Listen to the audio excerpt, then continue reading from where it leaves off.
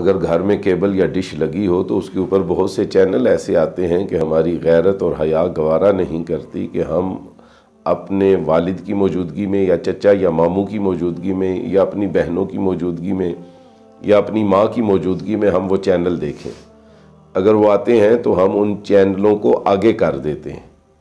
ये कद्र है, ये एक अच्छी आदत है, ये हम उनका हया करते हैं, ये हम उनकी कद्र करते हैं, उनकी रिस्पेक्ट करते हैं, उनकी इज़्ज़त करते हैं कि डिश के बहुत से चैनल हमारे कागज़ों के अंदर ऐसे नहीं कि बंदा अपने घर वालों के मौजूदगी में देख सके।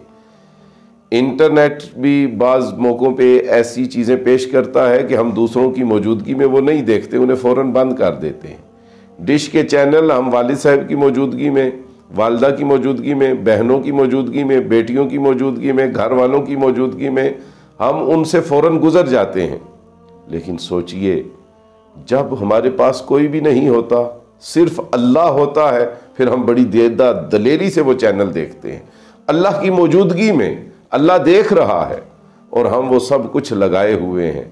नहीं नहीं मेरे मोहतरम सामीन, आइए अपने अंदर ये एहसास पैदा करें कि वो हमें हर वक्त देख रहा है, हम हर वक्त उसकी निगाहों के अंदर हैं।